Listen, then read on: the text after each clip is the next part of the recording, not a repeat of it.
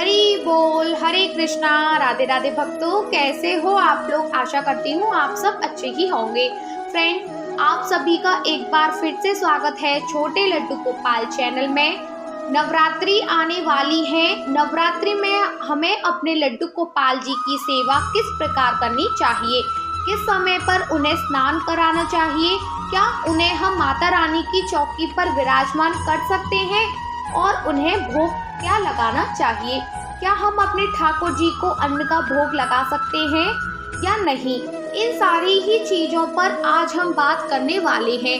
Friends, काफ़ी सारे भक्तों के मन में यह प्रश्न होते ही हैं, तो आपके इन्हीं प्रश्नों को आज की वीडियो में मैं क्लियर करने वाली हूँ। तो प्लीज़ आप लोग वीडियो को एंड तक ज़रूर देखें और बिल्कुल भी स्किप ना करें। तो बिना देरी करते हुए वीडियो को स्टार्ट करते हैं। तो फ्रेंड्स, सबसे पहले तो आप यह जान लें कि लड्डू गोपाल जी की सेवा में हमें कोई भी चेंजेस नहीं करने हैं।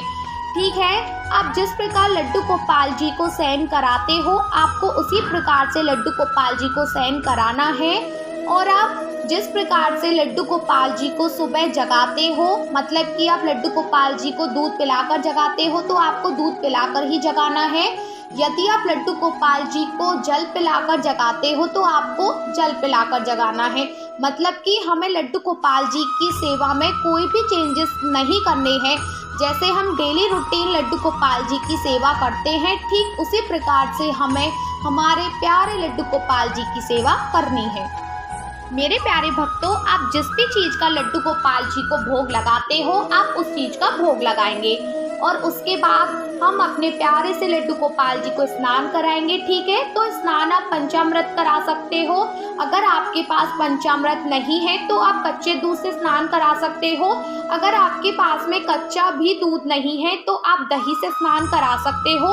अगर आपके पास में दही भी नहीं है तो आप गोपी चंदन से स्नान करा सकते हो। और फ्रेंड्स, काफ़ी बार ऐसी परिस्थिति होती है कि हमारे पास में कुछ भी चीज़ नहीं होती है, तो उस समय आप क्या करेंगे? तो उस समय आप लड्डू गोपाल जी को गंगा जल से भी स्नान करा सकते हो। फ्रेंड्स, देखिए, हमारे लड्डू गोपाल जी ने स्नान कर लिया है। अब हम उनको अच्छी तरह से पोंछ लेंगे, क्योंकि जहाँ भी पानी रह जाता है वहाँ से हमारे लाला काले पड़ जाते हैं। तो आप इस चीज़ का ध्यान रखें। आप जब भी लड्डू गोपाल जी को स्नान कराएं तो उसके बाद अच्छे तरीके से पोंछें। और आपको लड्डू गोपाल जी को हमेशा सॉफ्ट टॉवल से पोंछना चाहिए। अगर आपके पास में सॉफ्ट टॉवल नहीं है तो आप सॉफ्ट कपड़े से भी पोंछ सकते हैं, लेकिन हमें सॉफ्ट ही चीज़ का इस्तेमाल करना है। देखिए, पोंछने के बाद अब हम लड्डू गोपाल जी का सुंदर सा श्रृंगार करेंगे। फ्रेंड्स, वैसे तो आप लोगों को पता ही है, जब भी कोई विशेष त्यौहार होता है तो हम लड्डू गोपाल जी को नए वस्त्र ही पहनाते हैं। अगर आपके पास में नई पोशाक नहीं है तो कोई बात नहीं, आप पुरानी पोशाक भी पहना सकते हो।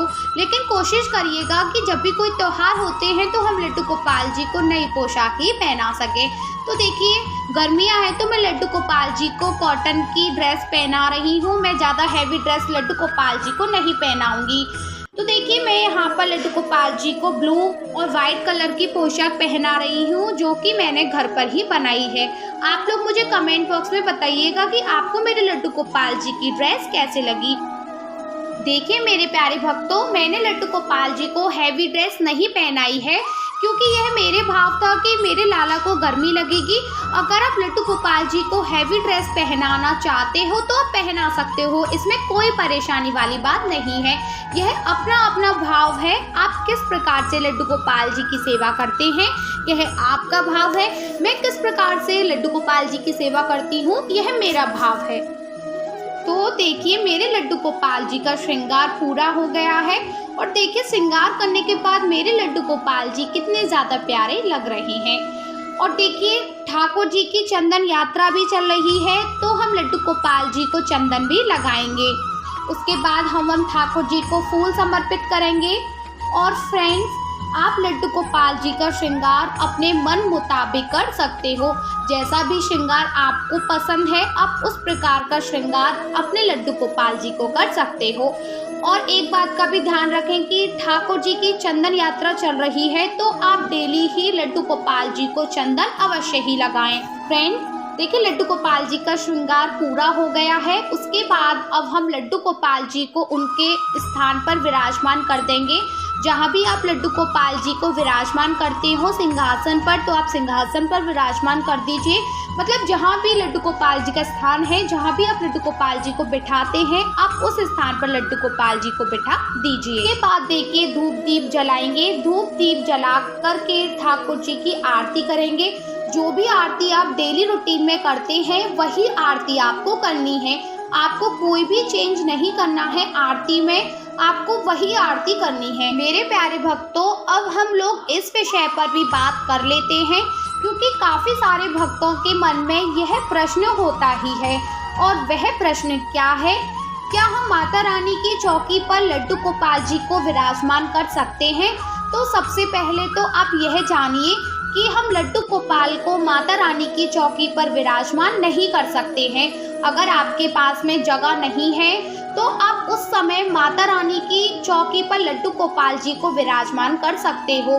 अन्यथा हम लोग लड्डू गोपाल जी को माता की चौकी पर विराजमान नहीं करते हैं, क्योंकि माता रानी की चौकी लगती है तो हम लड्डू गोपाल जी को भला उस पर कैसे विराजमान कर सकते हैं। फ्रेंड्स, तो अब हम बात कर लेते हैं ठाकुर जी के भोग की, कि ठाकुर जी के भोग में हमें क्या लगाना है। तो जब आप आरती कर लेंगे, आरती के बाद आप उन्हें भोग देंगे, तो देखिए आप जो भी माता रानी को भोग लगा रहे हैं, जैसे पंचमेवा का भोग लगा रहे हैं, बताशा का भोग लगा रहे हैं, या फिर किसी भी मिठाई का आप भोग लगा रहे हैं, तो आप वह भोग लड्डू गोपाल जी को दे सकते हो। ठीक है, इसमें कोई दिक्कत वाली बात नहीं है। लेकिन जो माता रानी का भोग होगा वो अलग होगा, और जो लड्डू गोपाल जी का भोग होगा वो अलग रखेंगे। आप उसमें तुलसी पत्ता जरूर होना चाहिए लड्डू गोपाल जी के भोग में, लेकिन माता रानी के भोग में आपको तुलसी का पत्ता नहीं डालना है। आपको इस चीज़ का भी विशेष ध्यान रखना है। ठीक है, इसके अलावा देखिए अगर आपका व्रत है, ठीक है, तो आप कुट्टू के आटे की पकौड़ी बनाकर भोग लगा सकते हैं, समा के चावल की खीर का भोग लगा सकते हैं, मूंगफली का भोग लगा सकते हैं, आलू का भोग लगा सकते हैं, या फिर किसी भी फल का भोग लगा सकते हैं। ठीक है, तो आप इन सारी चीज़ों से लड्डू गोपाल जी और माता रानी का भोग लगा सकते हैं। लेकिन जो भोग होगा वो आपको अलग अलग ही रखना है। मतलब कि माता रानी के लिए आपको अलग से भोग रखना है और लड्डू गोपाल जी के लिए अलग से भोग रखना है। अब क्यों रखना है? क्योंकि लड्डू गोपाल जी के भोग में हम तुलसी का पत्ता डालते हैं, तभी हमारे ठाकुर जी भोग स्वीकार करते हैं, और माता रानी के भोग में हम तुलसी दल नहीं डालते हैं। फ्रेंड्स, आप बड़े ही आराम से इन सारी चीज़ों का भोग लगा सकते हैं, और जो भी आपका भाव है लड्डू गोपाल और माता रानी को भोग लगाने का, आप उस भाव से भी ठाकुर जी और माता रानी को भोग लगा सकते हो। क्योंकि लड्डू गोपाल जी ना हमारे घर में बाल स्वरूप में है। ठीक है, और जो हमारे घर के बच्चे होते हैं वह पूरे 9 दिन का व्रत नहीं करते हैं। तो इसी प्रकार से हम अपने लड्डू गोपाल जी को अन्न का भोग भी लगा सकते हैं। आपके घर में आपके बच्चों के लिए जो भी अन्न बनेगा, जो भी खाना बनेगा, आप उस चीज़ का लड्डू गोपाल जी को भोग लगा सकते हैं। फ्रेंड्स, केवल एकादशी के दिन लड्डू गोपाल जी को अन्न का भोग नहीं लगाया जाता है, बाकी किसी भी व्रत में आप लड्डू गोपाल जी को अन्न का भोग लगा सकते हैं। मेरे प्यारे भक्तों, आप लोगों को तो पता ही है कि हमारे लड्डू गोपाल जी को श्रृंगार सेवा अति प्रिय है। तो आप लोगों को 9 दिनों तक लड्डू गोपाल जी का अदल बदल के सुंदर सुंदर सा श्रृंगार करना है। तो फ्रेंड्स, उम्मीद करती हूँ कि आपको सबको समझ में आ गया होगा। अगर आपको वीडियो अच्छा लगा हो तो प्लीज़ वीडियो को लाइक करें, क्योंकि फ्रेंड्स आपका किया हुआ एक लाइक मुझे मोटिवेट करता है और वीडियोस बनाने के लिए। और वीडियो आपके लिए थोड़ा भी यूज़फुल हो तो प्लीज़ वीडियो को शेयर करना बिल्कुल भी ना भूलें। और जो चैनल पर नए हैं और जिन्होंने अभी तक चैनल को सब्सक्राइब नहीं किया है तो वो भी प्लीज़ चैनल को सब्सक्राइब कर लें। अब आपसे मेरी मुलाकात होगी नेक्स्ट वीडियो के साथ। जब तक के लिए आप सभी को मेरा प्रेम भरा राधे राधे श्री हरिदास। और हाँ, आप सभी भक्तों को नवरात्रि की हार्दिक हार्दिक शुभकामनाएं मेरी और मेरे लड्डू गोपाल जी की तरफ से।